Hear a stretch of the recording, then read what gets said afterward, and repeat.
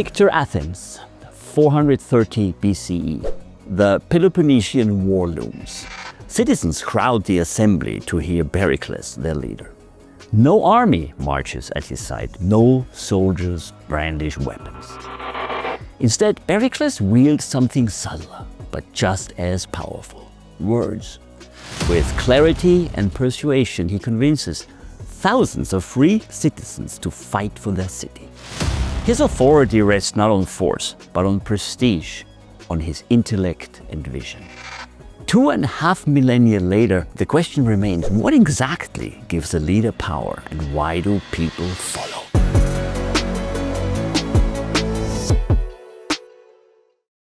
Welcome back to the Mammoth in the Room, where we explore leadership lessons that stand the test of time. I'm Nicholas Bocconi, CEO of Mammoth Leadership Sciences, and today we launch a brand new miniseries on one of leadership's most fascinating forces: power.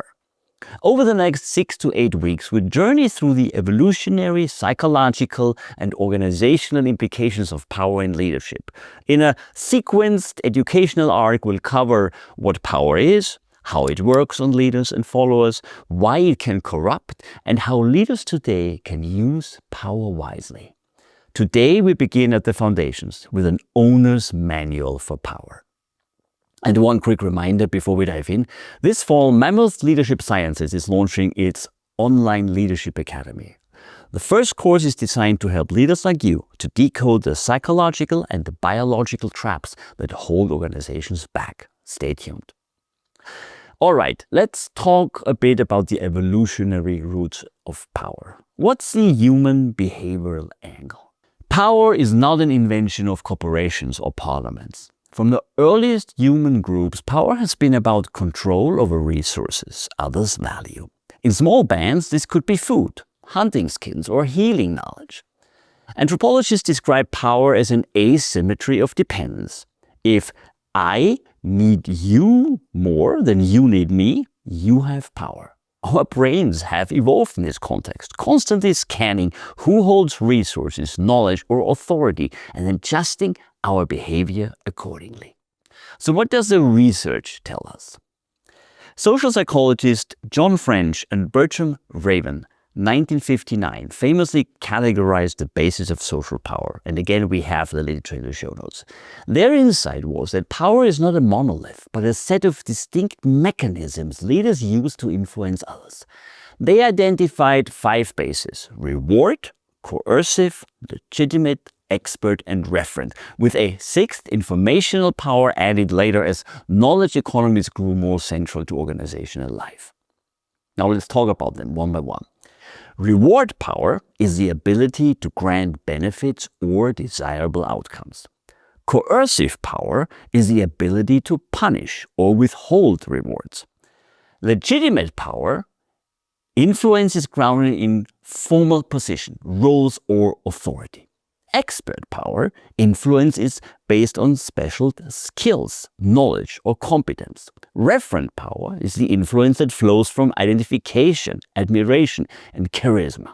And informational power is the influence through control of access to data, facts, or arguments. Subsequent research has shown these bases cluster into 2 broad categories: hard power, this is reward, coercive, or legitimate; and soft power, expert, referent, and informational power.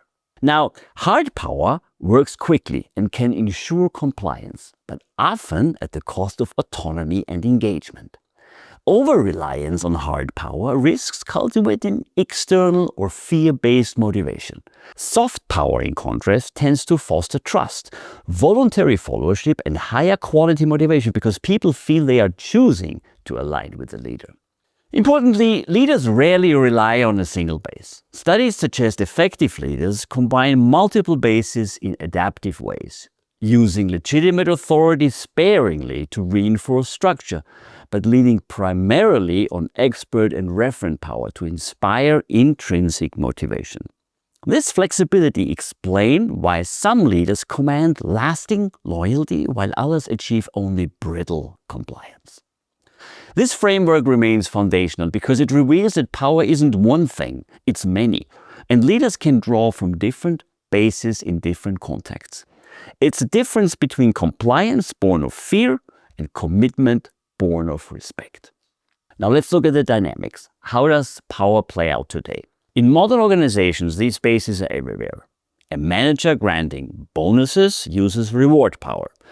A project lead setting deadlines backed by authority uses legitimate power. An engineer persuading colleagues with data wields informational power. A respected mentor shapes careers through referent power. Which base a leader leans on profoundly shapes team dynamics. Hard power may ensure compliance, but can zap motivation if overused. Soft power tends to build trust and intrinsic commitment. Now let's talk about strategies. How to apply the manual. As leaders, we can learn 3 lessons from this framework. 1. Know your default. Ask yourself, which base do you rely on most often? Reward, coercion, legitimacy, expertise, admiration, or information. Self-awareness is a first step to choice. Number 2, match base to context. In crisis, hard power may be necessary. In innovation or learning, soft power is more effective. Don't treat all problems with the same tool. And 3, diversify your toolkit. The most resilient leaders can flex across multiple bases. They can command authority and inspire admiration, share information, and grant resources. So what's the takeaway? If there's one thing I would like you to remember from today, it's this. Power is not singular. It's a toolkit. Leaders who recognize the different bases of power and know about them and use them consciously are far more effective than those who default blindly.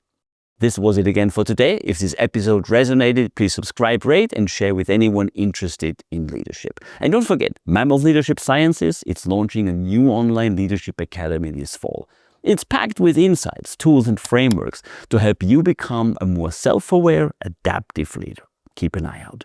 And lastly, if you want more, you can order my book. It shares the title of this podcast, The Mammoth in the Room. It's a practical roadmap showing how great leaders and their teams embrace evolutionary truths for outstanding business results across 3 sections: on people, on strategy, and on implementation.